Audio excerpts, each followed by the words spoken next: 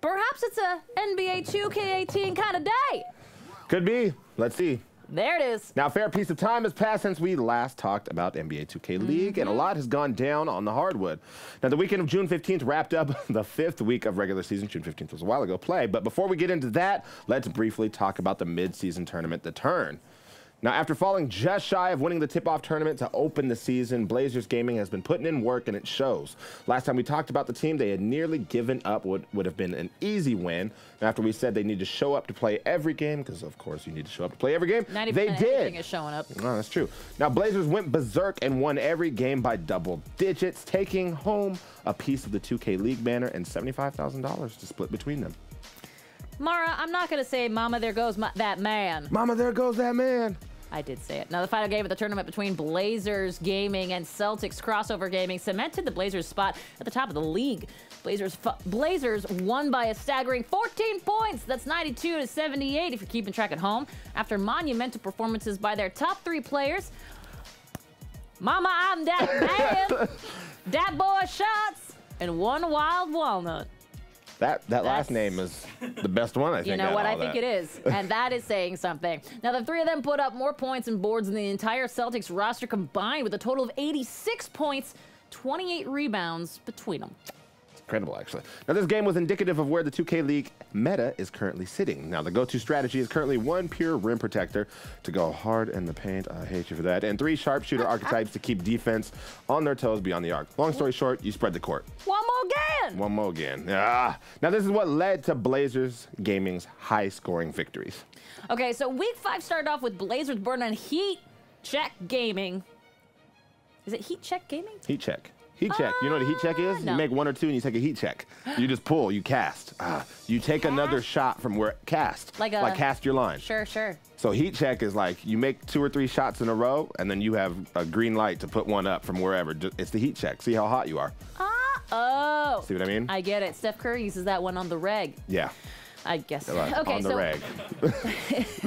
Okay, so Blazers burnt Heat Check Gaming by 23 points. That's 87-64. The Heat kept things relatively close in the first half, of being down by 8 points is close to you, but everything fell apart from the Miami Heat in the second, as no one could have expected the hot streak that Blazers Gaming pulled off, going 5 of 8 from behind the arc while outscoring the Heat 52-37. The Blazers' blistering offense mopped the floor, while the Heat's defense had cold feet. God, he's such a great writer.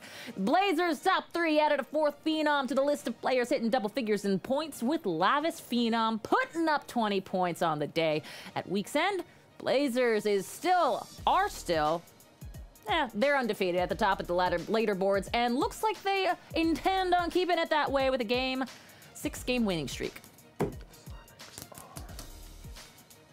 trying to remember if it's plural because the team is talking about people. Technically, if it's, I think if it's a single entity, then it's is. But if it's multiple, I don't know. But what I mean is the team is a single entity. It's a single team, right? But there's multiple people on the team, but it's still a single team. Somebody at home is going to tell us, and they're going to be far more intelligent than we are. Anyway, Celtics Crossover Gaming looked to come back with a vengeance after their mid-season tournament loss to Blazers Gaming and put Bucks Gaming down hard, 84-65. 19, almost a dub. Remember what a dub is?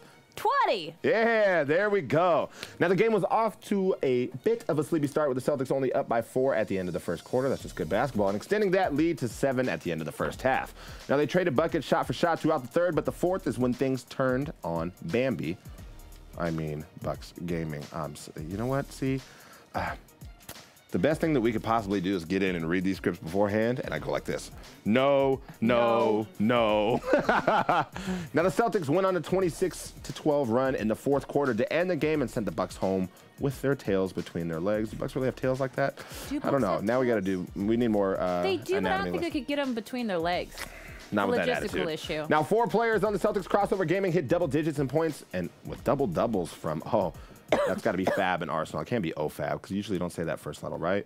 Yeah, that's what we'll say. Now, it seems they took a page from the Blazers playbook and are looking for payback. Thankfully, not every game was a blowout this week. Mavs Gaming and Cavs Legion GC went down to the final buzzer with a game-saving block by Cavs Legion Sick at Sick X973.